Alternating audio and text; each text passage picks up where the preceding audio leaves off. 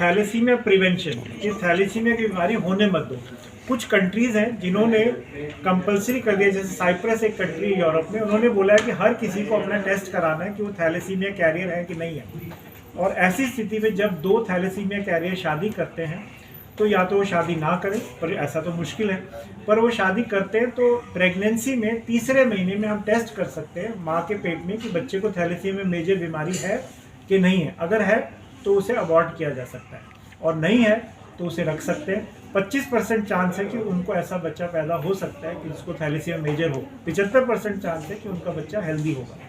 तो ये एक अवेयरनेस होनी चाहिए। तो इंडिया में अभी तक ऐसा लॉ नहीं है कि कंपलसरी टेस्टिंग, बट ज़्यादातर फिजिशियंस, डॉक्टर्स जब भी उनके पास प्रेग्नेंट वुमेन आती हैं तो हम एडवाइस करते हैं कि उसका थैलेसीमिया टेस्ट हो और उसके हस्बैंड का भी टेस्ट हो। अगर वो कैरियर है तो एक ब्लड टेस्ट से पता चल जाता है कि प्रेग्नेंट लेडी थैलेसीमिया कैरियर है कि नहीं है, और उसके हस्बैंड का भी ब्लड टेस्ट हो सकता है और पता चलता है। सर मेरा एक सवाल है वो ये है कि अगर किसी को लाइफ लॉन्ग ब्लड चढ़ाना हो, हर महीने उसकी ओवरऑल कॉस्ट लगाई जाए, और साथ में जब उसको और प्रॉब्लम्स होती हैं, जैसे उसका हार्ट फेल हो रहा है, लिवर फेल हो रहा है, तो उसको बार बार हॉस्पिटल में जाना है, ट्रीटमेंट लेनी है, दवाइयाँ लेनी है, तो एक लाइफ स्पैन अगर वो 40 साल तक जीता है तो उसमें कम से कम 20, 25, 30 लाख रुपए खर्च होते हैं, और वो प्रोडक्टिव नहीं रहता। जब लास्ट के 10-15 साल वो ज़्यादा जॉब वगैरह नहीं कर सकता जब उसकी तबीयत खराब होती है। वहीं पे अगर एक 5 साल की उम्र के बच्चे का थैलेसीमिया में ट्रांसप्लांट हो जाए तो लंबी ज़िंदगी जी सकता है, 70-80 साल जी सकता है,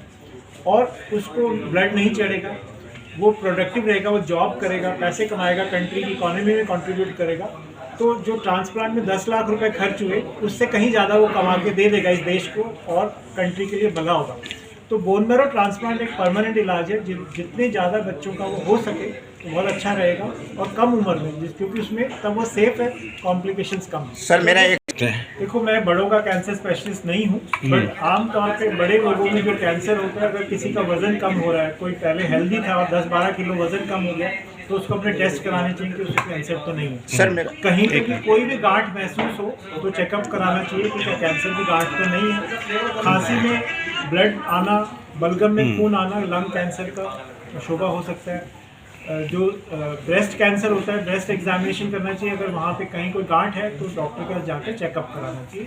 तो ये कुछ कॉमन लक्षण है। सर मेरा हॉस्पिटल में गवर्नमेंट की तरफ से टाइप है, कोल इंडिया कंपनी जो गवर्नमेंट की है, 10 लाख रुपए देती है बोन मैरो ट्रांसप्लांट के लिए थैलेसीमिया के बच्चों को, तो पूरी हेल्प उपलब्ध है। उसके अलावा चीफ मिनिस्टर रिलीफ फंड से पैसे मिल सकते हैं, प्राइम मिनिस्टर रिलीफ फंड से 3 लाख रुपीज़ तक की हेल्प मिलती है। मेदांता हॉस्पिटल हो या कोई और हॉस्पिटल हो, वहाँ पे यानी कि उनको सुविधा मिल सकती है। हाँ, थैंक्स सर।